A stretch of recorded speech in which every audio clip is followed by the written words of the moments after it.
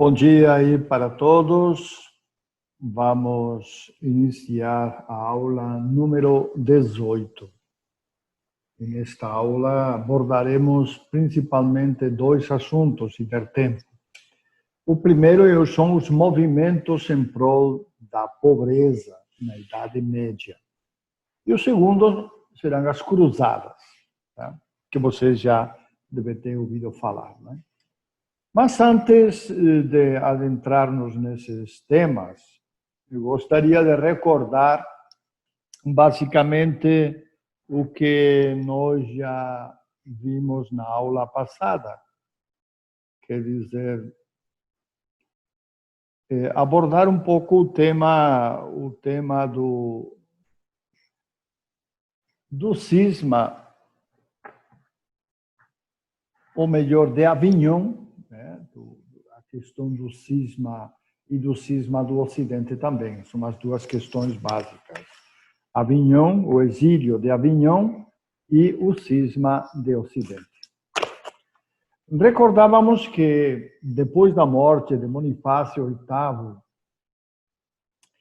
VIII, o Papa seguinte, que foi Bento XI, não aceitou nenhum julgamento contra o Papa falecido, embora se reunisse e, digamos assim, se reunissem, alguns sínodos se reunissem os bispos, mas não aceitou. Quando faleceu Bento XI, o conclave levou 11 meses para escolher um novo Papa. Estavam os dois grupos, o grupo dos cardeais que apoiavam Bonifácio VIII, não é, que sempre apoiaram, que eram da linha de Bonifácio VIII, e o grupo de cardeais que eram da linha francesa, de Filipe o Belo. Então, e havia alguns outros cardeais que não eram nenhum grupo. Então, levou 11 meses para escolher. No final, escolheram um Papa francês. Este Papa se chamou, vamos ver, Clemente V, exatamente. Clemente V. Clemente V, sentindo que o ambiente de Roma estava muito tumultuado, porque estava realmente entre os grupos partidários, e Roma sempre esteve com problemas com aquelas famílias romanas que queriam disputar, queriam ganhar, queriam que os seus afilhados fossem papas, cardeais. Então, Clemente V, o que ele fez? Embora ele fosse o administrador dos estados pontifícios, ele transferiu a sua residência para Avignon, no sul da França, perto de Marselha. E lá se estabeleceu. Os papas vão ser 7, e todos franceses, vão estar lá em Avignon, ao menos por 70 anos. Isso libertava os papas da influência das famílias romanas, mas, pelo contrário, o Papa ele se via obrigado a aceitar a influência do rei francês, né? Porque estava em território francês, né? Neste tempo do exílio, os papas acabaram se envolvendo na política francesa e contra a política da Alemanha, porque a Alemanha e a França sempre disputaram. Recordem que tanto a França como a Alemanha foram declarados pelos papas no século IX, primeiro a França, como coroado Carlos Magno como imperador do Sacro Império Romano Franco.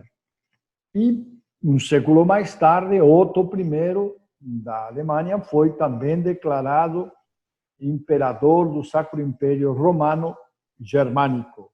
Então, havia sempre entre eles uma disputa que, no fim, acabava também sobrando para os estados pontifícios e para o Papa, né? Os papas, sendo franceses, apoiavam certamente o rei francês. em detrimento do rei germânico. Isto vai trazer realmente consequências nefastas para o papado. Um outro assunto é que o Papa, não estando em Roma, os estados pontifícios ficavam na mão de administradores que não tinham muita autoridade. E algumas cidades dos estados pontifícios quiseram se declarar em autonomia. Isso trazia um ambiente de revolta muito grande. Além do mais, o Papa precisava de recursos e aí aplicava impostos. Sempre aplicou impostos, porque todo mundo que tinha terras aplicava os impostos sobre os colonos, sobre quem trabalhava a terra. Mas o Papa precisava também de recursos, isso levou o Papa a aumentar os impostos, criando certa revolta, porque ninguém gosta de pagar impostos. Tá? E tudo isto acabou preparando o cisma, como nós veremos, né? Já vimos o outro dia e veremos depois.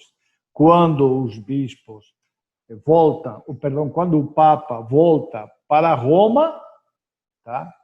Então vai acontecer o cisma devido ao grupo de cardeais que não aceita aquela primeira eleição porque o povo estava pressionando e tal, né? Bom, isso vai dar lugar, então, como digo, ao cisma de Ocidente, que durou uns 40 anos e dentro do qual nós tivemos um papa e 2 antipapas, né? Confusão geral.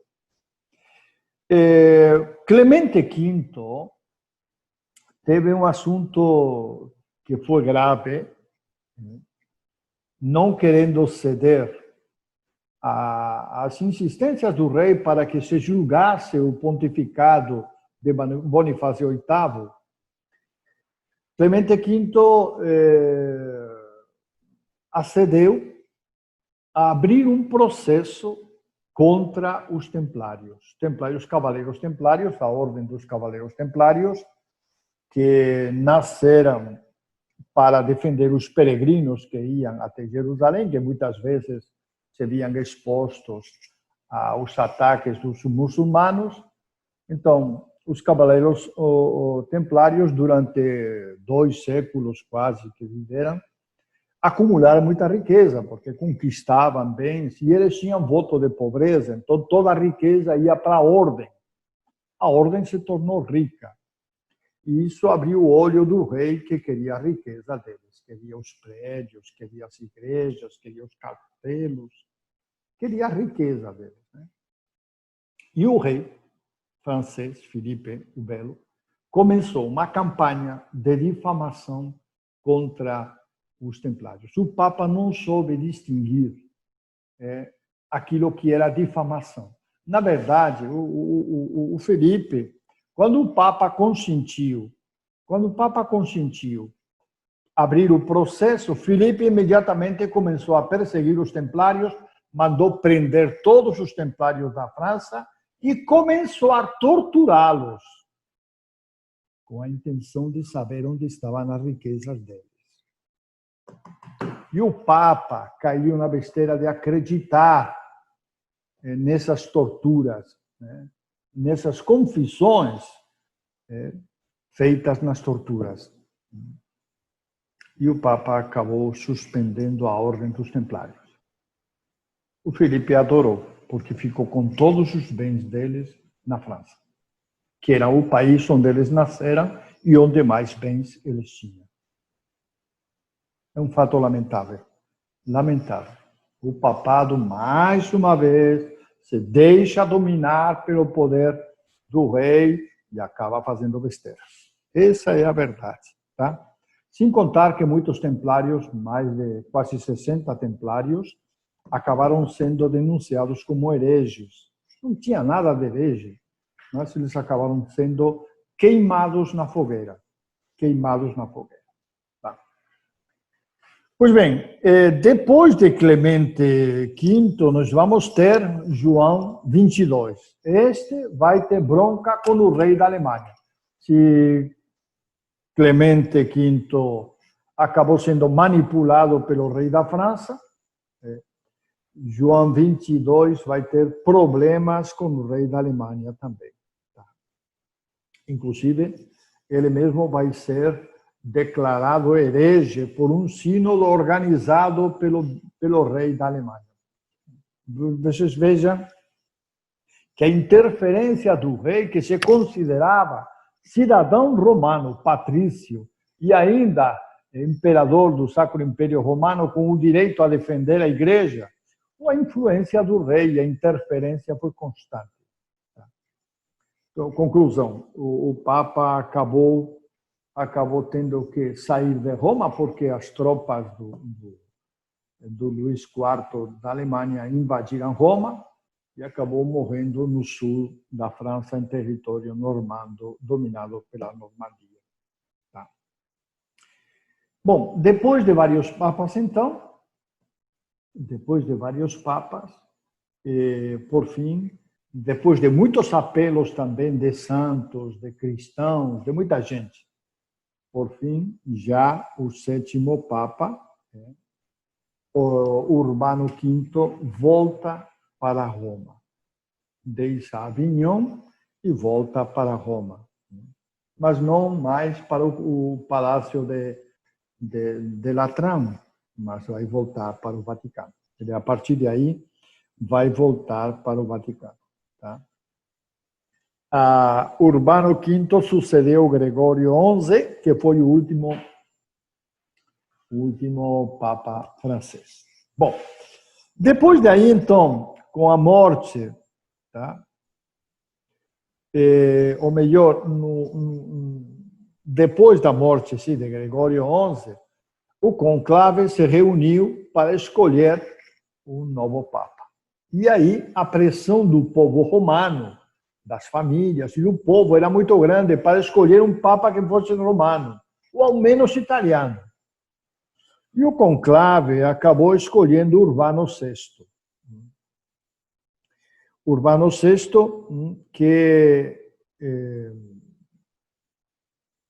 que começou o seu pontificado querendo reformar a igreja e acabou também criticando os próprios cardeais e querendo mexer com os cardeais. Por causa disso, os cardeais que o tinham escolhido se reuniram de novo, declararam a eleição anterior nula, por causa de que o povo tinha pressionado a decisão, e escolheram um cardeal francês, Clemente VII, primo do rei da França, tá? Que foi morar em Avignon. O Clemente VII foi morar em Avignon. Este é antipapa, não era papa autêntico. O papa autêntico é Urbano VI, que ficou em Roma. E aí nós tivemos um papa e um antipapa. Um papa em Roma e um antipapa em Avignon. Tá? Bom, a situação vai se complicar com o Concílio de Pisa, que, querendo conciliar as coisas, escolhe um novo papa. Aí, no lugar de ter um papa só, nós temos um papa autêntico e dois antipapas. E assim que digamos assim, se formou toda a confusão nesta época. Isto só vai ser resolvido com o Concílio de Constança e com a morte dos antipapas, que aí morrem e ninguém mais escolhe, né? E aí fica o Papa verdadeiro. Falávamos na aula anterior do conciliarismo que aparece nesta época, que é uma doutrina teológica que defende que a autoridade do concílio é superior à autoridade do Papa. Na igreja sempre defendemos que o concílio é convocado pelo Papa. Se o Papa não convocar, ninguém pode convocar um concílio. Portanto, e depois as conclusões do concílio são assumidas pelo Papa, são reconhecidas e proclamadas pelo Papa. Quer dizer, a autoridade do Papa está por cima da autoridade do concílio. Tá? Mas o conciliarismo diz todo o contrário. Bom, com estas questões, vamos passar ao nosso tema de hoje, sobre o movimento em prol da pobreza. O tema da pobreza foi um tema sempre muito presente na Idade Média. Na Idade Média, nós temos grandes contrastes. Grandes contrastes. Por um lado, a pobreza que o povo mais simples vivia, pobreza dos colonos que trabalhavam a terra, dos artesãos, que em algumas épocas chegou a se passar verdadeira fome na Europa, porque ou por causa do inverno que era muito duro, ou por causa da sequia, ou por causa da peste, as terras não eram cultivadas, e aquele ano, ou melhor, no ano seguinte, em que as terras não eram cultivadas, o povo passava fome. Então, frente a isto, esta pobreza do povo que vivia pobremente e carregado de impostos, que tinha a pagar impostos aos donos da terra, sejam abades, sejam bispos, sejam nobres, sejam o que for, tinha que pagar impostos. Ao lado desta situação de pobreza generalizada no povo, está a situação dos nobres, dos abades, dos bispos, dos papas, que é uma exuberância na riqueza. Quer dizer, vivem na maior riqueza e no maior prazer. Então, o povo sofrendo pobreza, passando fome, e os ricos com muita riqueza, com muita ostentação.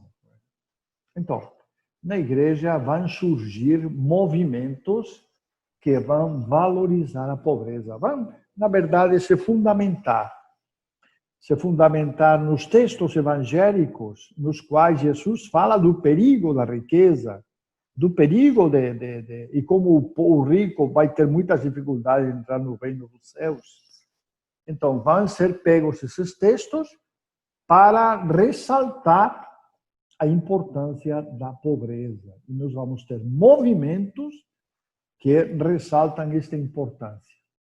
Movimentos de pessoas que vivem a pobreza e que denunciam as situações de riqueza e de ostentação que existem na igreja e na sociedade. Para entender isto, nós vamos dividir estes movimentos em dois grupos. No primeiro grupo, vamos colocar assim os movimentos que se desviaram da doutrina verdadeira e ortodoxa. Os movimentos que erraram, digamos assim, na maneira de protestar ou de viver a sua pobreza. Tá? E no segundo grupo nós vamos colocar os movimentos ortodoxos, que é aqueles movimentos que não saíram da igreja, não foram heréticos, mas dentro da igreja tentaram reformar a própria igreja através, pois, como digo, da vivência da pobreza. Não vamos ter muito tempo para deter-nos muito neles, mas vamos tentar, então, dentro do possível, vamos ver como está o nosso horário. A nossa bateriazinha está que acaba. Enfim, vamos ver, então, um pouco de forma rápida estes movimentos. No primeiro grupo, no grupo dos heterodoxos, quer dizer, naqueles grupos heréticos que defendem ideias muito diferentes do Evangelho, embora defendam a pobreza, nós encontramos, em primeiro lugar, os cátaros. Vamos ver se eu encontro a cruz dos cátaros por aqui, em algum lugar que eu tinha. Era aqui. Era aqui. Uhum. Espera um momentinho, que eu acho que eu dei o sinal errado, e aqui, quando eu o sinal errado, não sai nada. Então, aqui nós temos a cruz dos cátaros. A palavra cátaro vem do grego e significa puro. Os cátaros, chamados também de albigenses, Era um grupo de pessoas que queriam viver a pobreza e queriam viver também como gente sem pecado. Eram penitentes, faziam penitência. Tá? Mas, na maneira de ver o mundo, eles eram dualistas. Um pouco ao estilo dos maniqueus, que nós falávamos numa das aulas, em que dizíamos que, segundo os maniqueus, o mundo teria sido criado por um princípio bom, Deus bom, e um princípio mau, Deus mau. E que, por isso, o mal e o bem estão no mundo, em luta eterna. Tá? Pois bem, os cátaros também defendiam este dualismo. Tá? Admitiam um princípio mau, criador da matéria.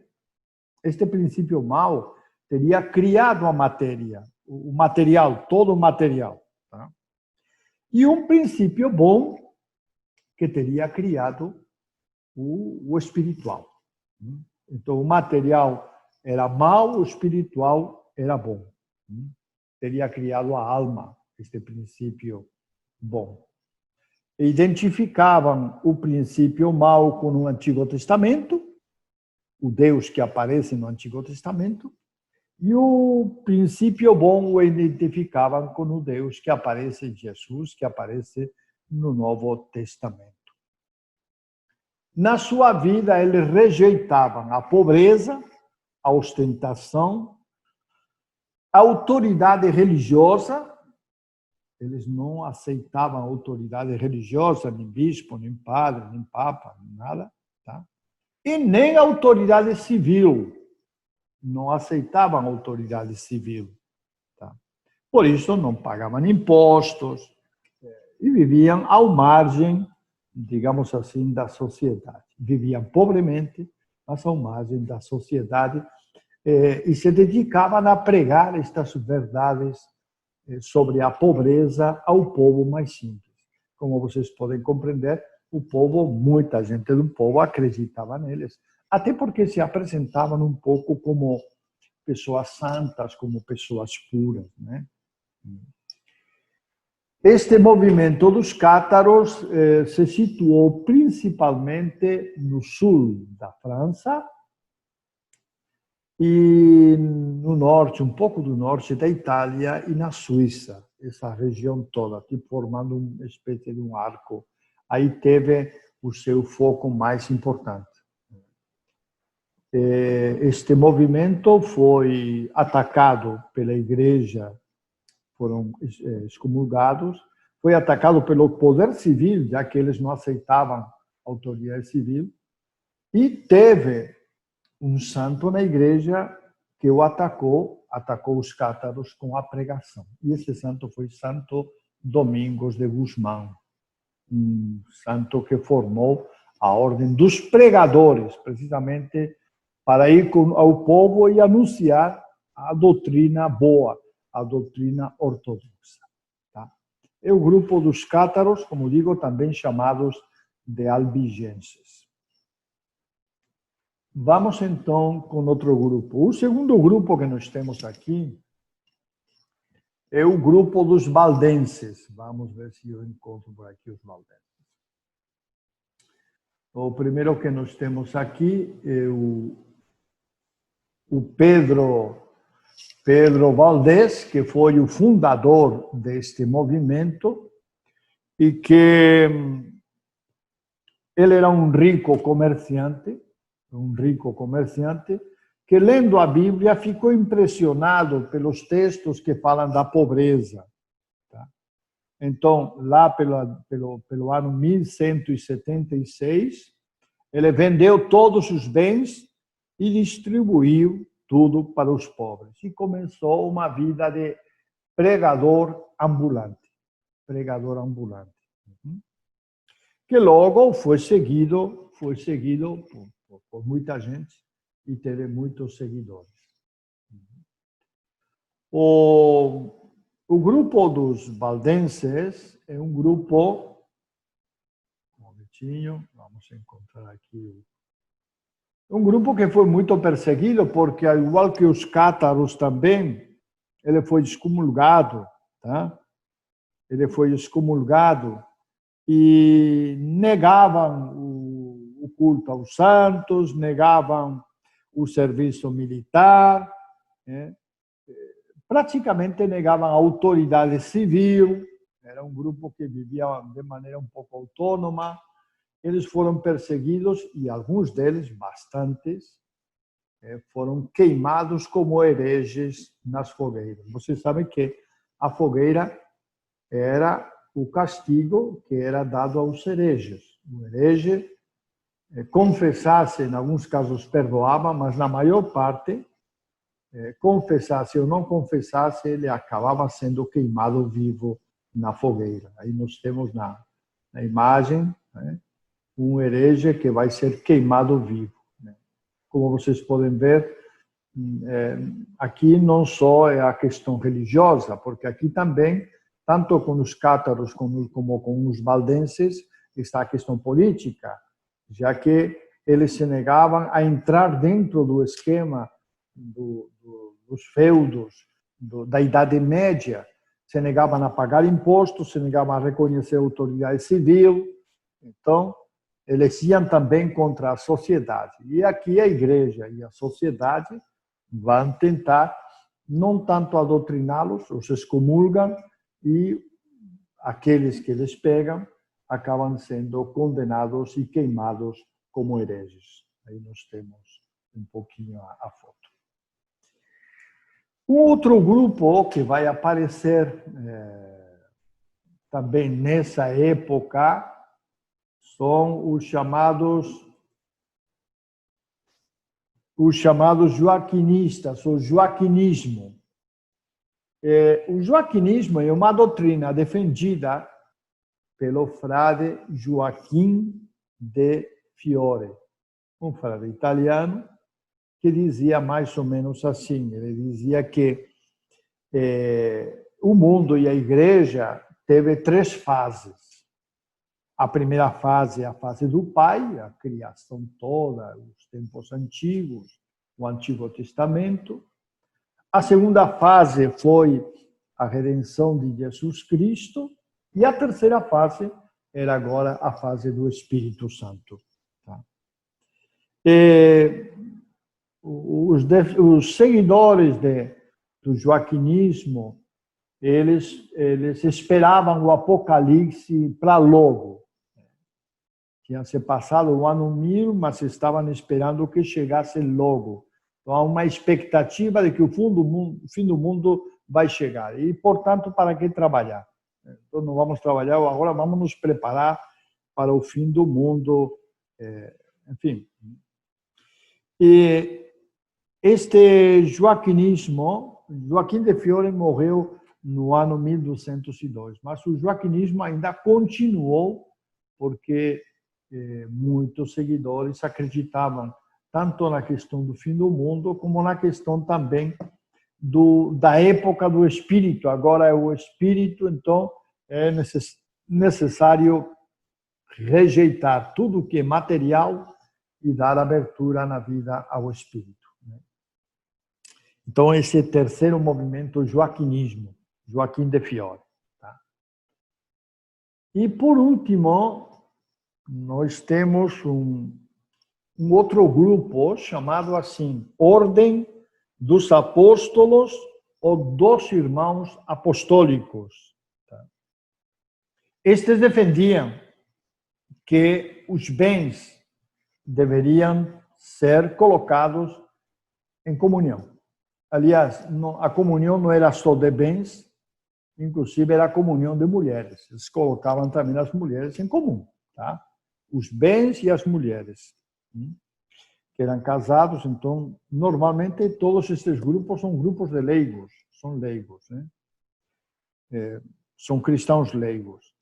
Então, este grupo Ordem dos Apóstolos, ou Irmãos Apostólicos, foi fundado por um leigo chamado Gerardo Segarelli. Tá? Este tentou entrar nos franciscanos, mas não foi aceito.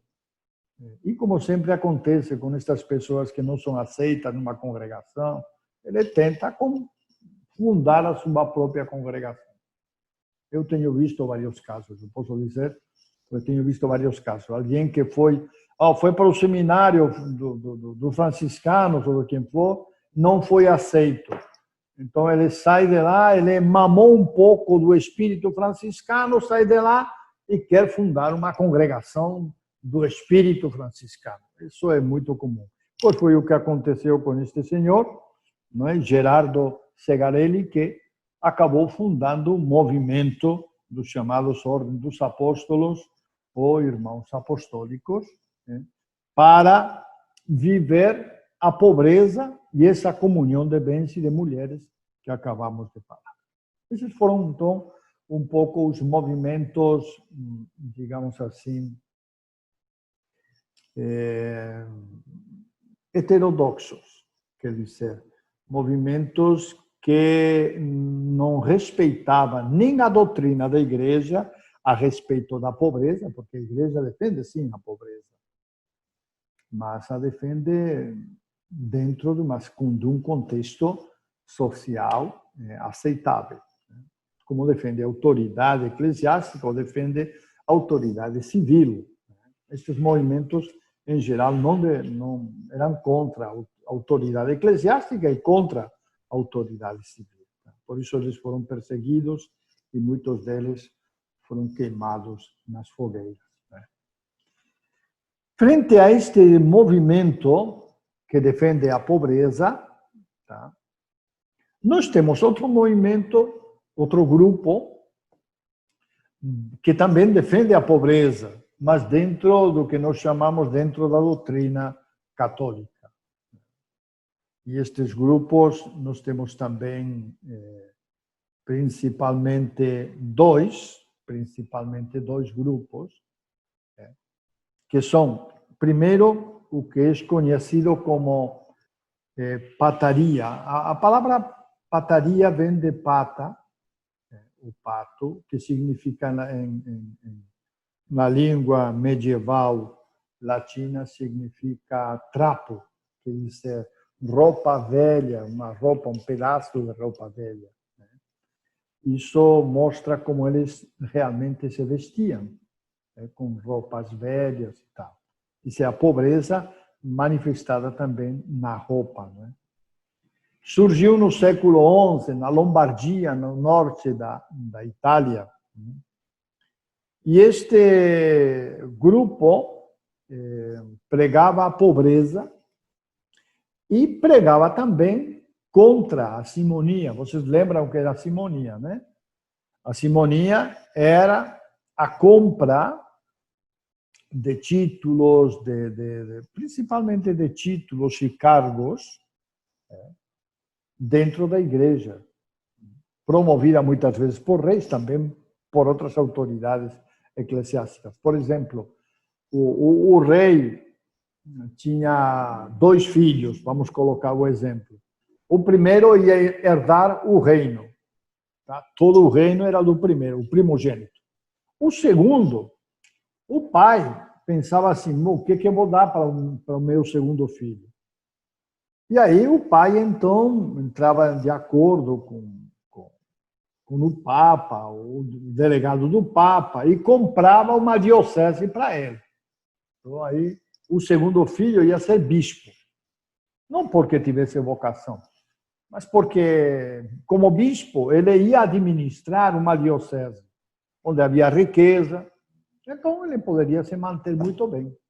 O primeiro filho ficava como rei ou como conde, herdava todas as terras, e o segundo ficava como bispo, administrando também um conjunto de terras, uma diocese, uma abadia, ou qualquer outra coisa. Esse fato de vender os títulos e as ordenações, enfim, todos os cargos eclesiásticos, se chama simonia. Então, as pessoas do movimento da pataria eram contra a simonia. contra a simonia, tá? Assim como eram também contra os célibes concubinos, quer dizer, os célibes que tinham mulheres, eles eram também contra esses clérigos, né? E assim como eram também contra a riqueza do clero e a riqueza dos nobres, e dos reis e dos nobres. É um movimento que se manteve dentro da ortodoxia, dentro do catolicismo, mas que foi muito crítico numa situação em que, como já falei, os pobres passavam fome e os nobres e poderosos tinham riqueza demais. Este movimento critica tudo isso, critica toda essa situação da riqueza na igreja, da ostentação, enquanto que os pobres estão passando necessidade. Tá? Este, então, é o primeiro movimento ortodoxo. O segundo são o que nós conhecemos como ordens mendicantes. E eu coloquei aqui 4, para situar-nos um pouco, né? 4 ordens mendicantes, que até hoje existem. Tá? As ordens mendicantes vão surgir precisamente neste âmbito de valorização da pobreza, mas vão valorizar também a vida comunitária. Então, são as duas coisas que as ordens mendicantes vão valorizar: a pobreza e a vida comunitária. Tá? Eu coloquei, então, alguns aqui dentro das ordens mendicantes, né, para que entendamos um pouquinho. Vamos passar rapidamente, mas vamos vê-los, então. Em primeiro lugar, eu coloquei, vamos ver quem coloquei aqui, os franciscanos. Vejam bem, espera um momentinho, que acho que eu não fiz isto direitinho. Eu tinha que ter saído de aqui primeiro, para poder entrar no outro. Exatamente. Vamos, então, colocar em primeiro lugar os franciscanos. Os franciscanos, eles nascem, vocês estão vendo, este é o hábito deles, a maneira como tradicionalmente se vestem. Hein? Tenho aqui uma capucha, esta é a parte da frente da capucha, mas por trás cobre a cabeça. Tem um símbolo aqui como cinto e o hábito simples. Eles calçam sandálias. Tá? Era a maneira como habitualmente os franciscanos, e atualmente se vestem também assim. Tá? O hábito é mais tirado para marrom, uma coisa assim. Os franciscanos nasceram com São Francisco de Assis. Nós já falamos um pouco sobre isso. Vocês já conhecem um pouco da história dele, como ele era filho de um comerciante e renunciou à riqueza do seu pai, saiu nu da casa do seu pai e se dedicou à vida de oração e de penitência lá pelos contornos de Assis. Ouviu uma voz, primeiro interior, que dizia: reconstrói a minha igreja. Ele pensou que se tratava de reconstruir uma capela velha que tinha lá caída e começou a reconstruir, mas depois foi entender que não se tratava de uma capela, se tratava da própria igreja, né? Juntou outros amigos com eles, se formaram comunidades e dessa maneira, então, eles foram se expandindo. Conseguiram autoridade de Inocêncio III, precisamente Francisco foi pedir essa autorização para pregar e se tornaram grandes pregadores. Com o tempo, eles irão se dividir. De um lado ficarão os frades menores, tá? De outro lado ficarão os conventuais, e de outro lado ficarão os capuchinhos, que são todos da rama franciscana. Além dos franciscanos, nós temos aqui também, numa foto que estão com o Papa Francisco, os dominicanos. são os frades pregadores, né? Foram fundados por Santo Domingo de Gusmão para combater as heresias dos cátaros e dos albigenses. Santo Domingo de Gusmão. Então, até hoje eles existem. Esse é o hábito deles, né? Branco com uma capa preta, né? É o hábito deles. Eles têm mais de 800 anos de existência.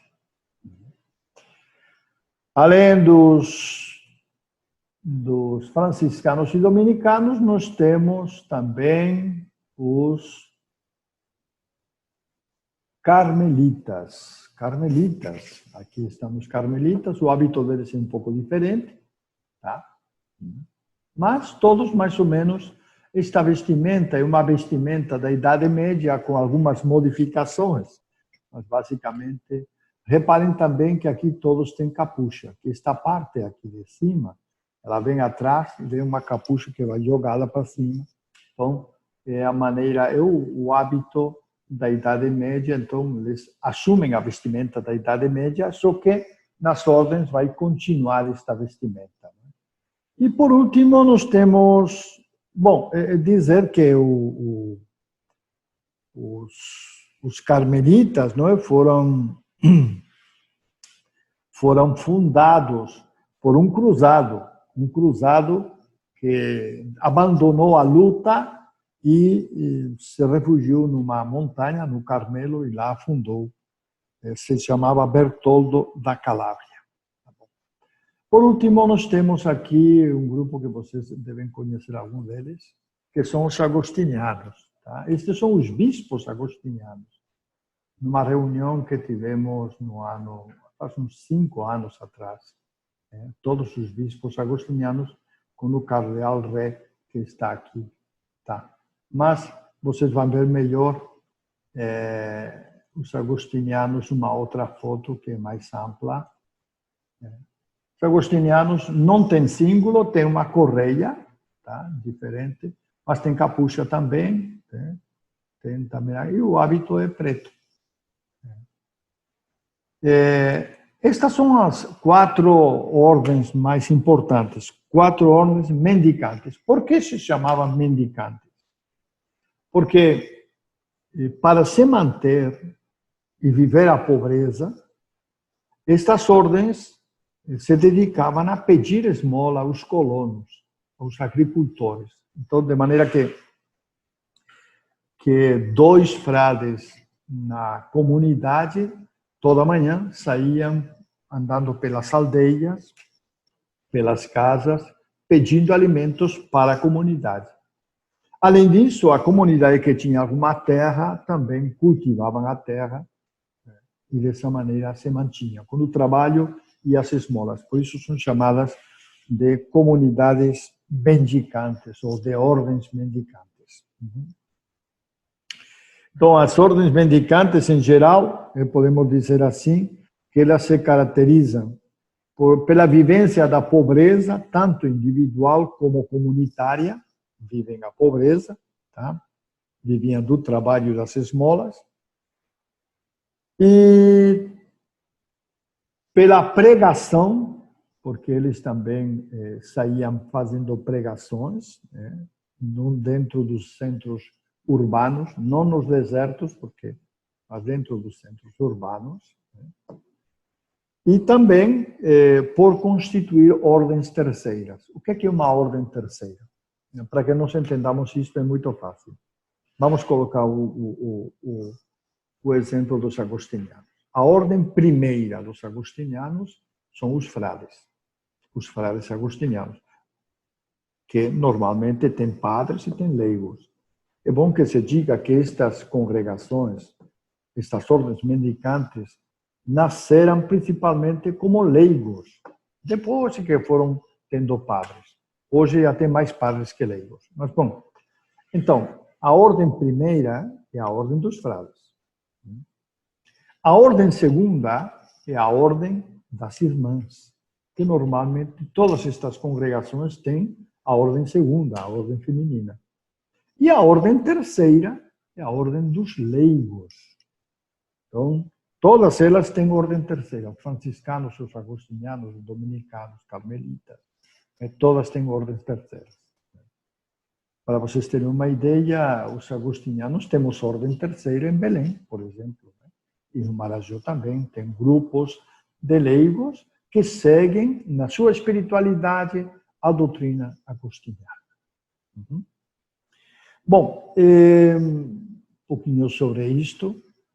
Vamos então, não vamos continuar muito mais, porque estudaria para muito, mas nós temos que passar para o tema seguinte. E mesmo que seja de uma maneira um pouco corrida, vamos falar das cruzadas. As cruzadas, elas aconteceram na Idade Média, entre mais ou menos os anos 1090 acho que era 1091 a 2097, mais ou menos 2 séculos. Em 2 séculos foram acontecendo as cruzadas. O que são as cruzadas? Basicamente, as cruzadas são expedições armadas contra aqueles que, no momento, são os donos da Terra Santa. Neste momento, os donos da Terra Santa são os muçulmanos. Tanto sejam, porque os muçulmanos também estavam divididos entre eles, tanto sejam os muçulmanos que têm, digamos assim, a capital em Damasco ou em Bagdá, ou os muçulmanos que têm a capital, por exemplo, no Egito. Mas são muçulmanos. Então, são expedições que vão tentar resgatar, ou recuperar, ou conquistar os territórios da Terra Santa. Por quê? Bom, vocês sabem que peregrinações sempre teve peregrinações para a Terra Santa, como para outros lugares. Para Roma, por exemplo, para Roma sempre houve peregrinações. Ou para Santiago, na Espanha, sempre houve peregrinações. O que é uma peregrinação? Uma peregrinação é uma caminhada que uma pessoa de fé faz para determinado lugar religioso a fim de pagar uma promessa, ou de agradecer, ou de pedir alguma coisa a Deus. Então, como digo, sempre as peregrinações aos lugares santos, a Palestina, sempre aconteceram. Desde o tempo de Constantino, a história nos conta que a mãe de Constantino, Santa Helena, fez uma peregrinação para a Terra Santa e de lá trouxe um pedaço do madeiro da cruz de Cristo. Bom, o pedaço do madeiro não sei, mas que ela fez a peregrinação, fez. E muitos outros cristãos fizeram peregrinações. Quando no século VIII, a Palestina deixa de ser parte do Império Romano do Oriente, que era um império cristão, e passa a ser dominada pelos muçulmanos, que eram radicais também, embora às vezes permitissem a convivência, as peregrinações começam a ter muitas dificuldades. Os peregrinos têm muitas dificuldades. São perseguidos, são caluniados, são castigados, são presos. O peregrino ia sem nada fazer essa peregrinação. Não levava dinheiro, não levava nada. Ia e comia pelo caminho que lhe davam, nesse espírito missionário e de pobreza. Então, logicamente, muitos deles eram maltratados. Quando voltavam para os países cristãos, eles contavam essas coisas. E na Idade Média, que era uma idade onde a fé está muito presente, todas estas tragédias dos peregrinos contadas nas sociedades, nos reinos cristãos, vão criar um sentimento religioso para libertar aquelas terras, a fim de que os peregrinos possam realmente ir lá com tranquilidade. Então, as cruzadas nascem dessa proposição. As cruzadas nascem do desejo de que os peregrinos possam fazer as suas peregrinações com tranquilidade, segurança e paz. E assim que vão se organizar. É bom que se diga que as cruzadas foram incentivadas, tanto a primeira como as outras, todas, foram incentivadas pelos papas. Os papas foram os primeiros a incentivar as cruzadas e até a colaborar economicamente, porque enviar um exército para a Terra Santa, mesmo que fosse por mar, não era uma coisa simples. Não era uma coisa simples. Algumas das cruzadas não usaram o mar, foram a pé, demoraram muito mais, mas chegaram lá. Tá? Então, nós temos aqui, que seria só para dar uma olhada assim rápida, nós temos aqui citadas as primeiras cruzadas. Foram 8. Você teve algumas outras cruzadas menores, mas as principais foram 8. Então, aqui nós temos em cada cor diferente, por exemplo, a terceira. A terceira contou com 3 reis. Ricardo, coração de leão, da Inglaterra, que aqui está a linha, ele veio se juntar aqui ao rei francês em Marselha, para juntos irem para Jerusalém e Antioquia. E depois também com o rei Frederico Barbarossa, da Alemanha, que também veio. Ele veio por terra. Tá? Os dois vieram por aqui, ele veio por terra. Aqui estão, pois, as 8 cruzadas que teve. Vamos ver um pouquinho cada uma delas em particular. Eu insisto que o que realmente moveu as cruzadas foi a fé em Cristo Jesus. Eles achavam indigno que a terra de Jesus estivesse dominada pelos muçulmanos e que eles não permitissem aos peregrinos fazer as suas peregrinações e chegar até lá. Então, a primeira cruzada, que é esta de aqui, acho que é esta de aqui, uma que sai pelo norte e outra que atravessa aqui, se junta aqui e passa por Constantinopla e chega até aqui. A primeira cruzada, então, é por terra. Vai por terra, vai passar por Constantinopla. O rei de Constantinopla, que é cristão, vai apoiá-los também, e eles vão se adentrar em territórios muçulmanos conquistados do rei de Constantinopla, e vão chegar, mais ou menos, eles vão chegar a Edesa, na Ásia Menor, Antioquia, Trípolis e Jerusalém. Tá? Vão conquistar esse terreno e vão fundar o reino de Jerusalém e os condados de Edesa, Antioquia e Trípolis.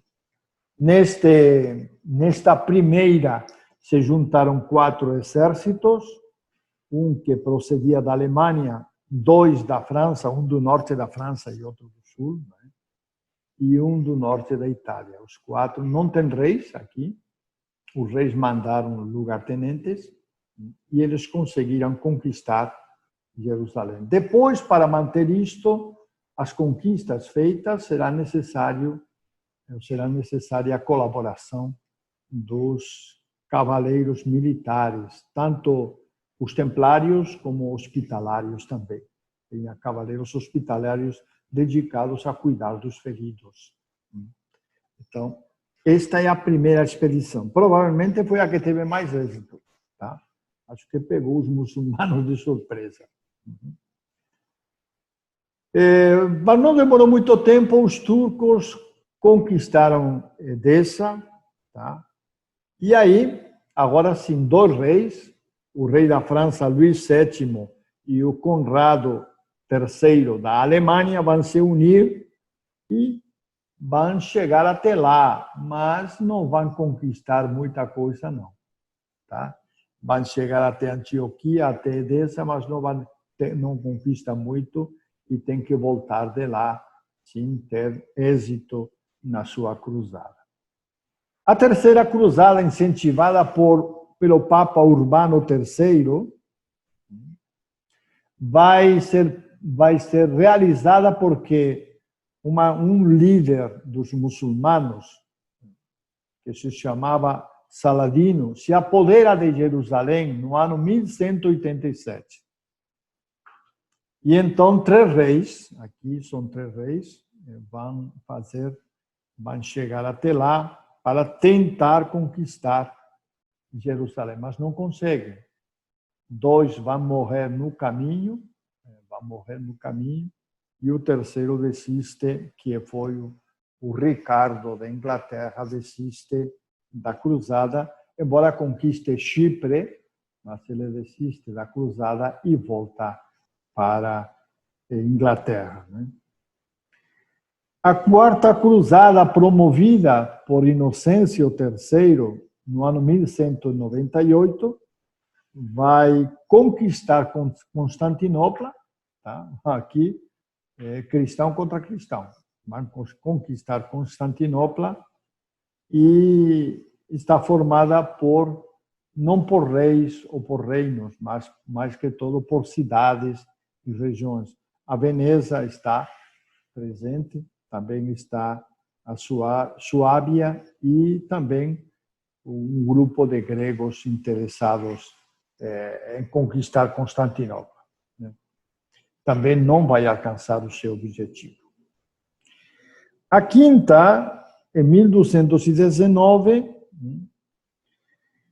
será promovida por alemães e húngaros, não mais contra Jerusalém, eles vão agora contra o Egito, onde está o sultão. A palavra sultão é um título, como se fosse rei, não é? Um título digamos assim, do governante muçulmano. Os governantes muçulmanos evitaram, depois de Mahoma e depois dos primeiros califas, usar a palavra califa, que era lugartenente de Mahoma. E começaram a usar esta palavra sultão, que originalmente significa que não depende de ninguém, que é autônomo. A palavra sultão em árabe. Quer dizer, eram reis, praticamente reis, que não dependiam de outros. Então, o sultão, esta expedição vai atacar o sultão do Egito, que era quem dominava toda a Palestina. Mas são obrigados a desistir por causa de uma enchente no rio Nilo. Acabam desistindo. A sexta cruzada, chamada de peregrinação sem fé, porque foi Federico da Alemanha que quis fazer a cruzada, mas ele estava excomulgado. O Federico chegou no Egito, conversou com o sultão, o Egito liberou as terras da Palestina por 10 anos e durante 10 anos as peregrinações foram tranquilas. Depois voltou tudo para o domínio muçulmano. E as últimas, a sétima e oitava cruzadas, foram organizadas pelo rei francês São Luís IX, que é santo, tá? São Luís, que atacou o sultão do Egito, mas ele e os seus cavaleiros acabaram sendo presos. E depois tiveram que ser resgatados a peso de dinheiro, de ouro. A última delas, em 1270, de novo, São Luís ataca desta vez Túnez, mas lá em Túnez ele pega a peste e acaba falecendo. Tá? E em 1291, tá, ainda tinham sobrado algumas fortalezas na Palestina, na costa da Palestina. Então, nessa data de 1291, os muçulmanos acabam tomando todo o espaço e dominando realmente toda a Palestina. E aí acabaram as cruzadas, ou a tentativa de, digamos assim, de querer dominar ou querer proteger os peregrinos a Jerusalém. Bom, as cruzadas tiveram alguns aspectos negativos. Desde o ponto de vista militar, como vocês podem compreender, vir da Europa para a Palestina precisaria um exército mais ou menos grande, precisaria de muito apoio logístico, que não tinha. Não tinha. Tá? Depois precisaria também, como precisou, de acudir àqueles que pelejavam por dinheiro, aos mercenários. Isso trouxe também um gasto muito grande para os países europeus, essas expedições todas. Foi um grande desgaste. Né? Economicamente e militarmente, embora tenham conquistado algumas regiões e durante muito tempo as mantivessem, mas foi, em termos gerais, um fracasso, porque não podia ser de outra maneira. Era fácil chegar e conquistar, o difícil era permanecer lá e conservar os territórios conquistados. Além do mais, nem todos os que participavam das cruzadas iam com espírito de fé e espírito religioso. Havia grupos que iam para se enriquecer. Por exemplo, Constantinopla, não é? Quando, acho que foi na quarta ou na quinta cruzada, Constantinopla foi arrasada. Se roubou toda a riqueza que tinha lá. Os cruzados passaram roubando tudo, dos próprios cristãos. Então, a ambição também está presente nas tropas dos cruzados, não era só fé. Agora, como aspecto positivo, pode-se dizer que as cruzadas favoreceram o intercâmbio cultural do Oriente com o Ocidente, dos países muçulmanos com os países cristãos. Tá? Esse é um aspecto cultural que é importante.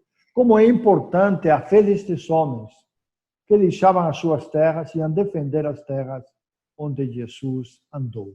Quer dizer, tudo pela fé. Embora tivesse mercenários pelo meio, havia muita gente motivada, verdadeiramente motivada pela fé. Tá? Então, tudo isso trouxe os seus aspectos, digamos assim, positivos, né? Bem positivos. Era uma sociedade impregnada pelo espírito dos cavaleiros, o espírito da aventura também. Isso motivou, pois, esta aventura como foram as cruzadas, né? Uma aventura e tanto. Que durou, o projeto durou algo em torno de 200 anos. Como digo, militarmente não foi uma... Foi difícil de manter aquelas terras porque estavam distantes e não havia como apoiá-las. Não havia, era difícil o apoio àquelas terras, né? Muito difícil. Por isso que as cruzadas militarmente não tiveram êxito, né? Embora teve outras coisas muito positivas, mas militarmente não tiveram êxito. Muito bem, então até aqui chegamos com a nossa aula em que nós vimos os movimentos em prol da pobreza na Idade Média e também as cruzadas. Este movimento militar motivado pela fé, motivado pelos papas, no qual os reis da Europa, principalmente francês, alemão, também o inglês, participaram desta aventura militar. Por que os reis da Espanha não participaram? Simplesmente porque a Espanha estava dominada pelos muçulmanos. e havia uma constante guerra, de maneira que não havia como sair de lá para ir para fazer uma cruzada, não. A cruzada estava em casa, e aí ficava difícil. É bom lembrar que nesses séculos o Império Muçulmano realmente era muito poderoso, muito poderoso. Uma das coisas que provavelmente não ajudou nas cruzadas é que os reis e aquelas lideranças que foram lá guerrear não estavam unidas. Cada um desconfiava do outro e não teve só, digamos assim, um chefe de todos, né, que coordenasse as tarefas, os avanços, enfim, as batalhas. Eram praticamente 2, 3 exércitos que lutavam juntos, mas cada um só obedecia à sua liderança. Isso tudo acabou realmente fazendo com que as cruzadas perdessem eficácia. E nada mais, por hoje terminamos com esta parte, e se Deus quiser, no próximo dia estaremos continuando. Tá? Fiquem na paz de Deus. Até o próximo dia.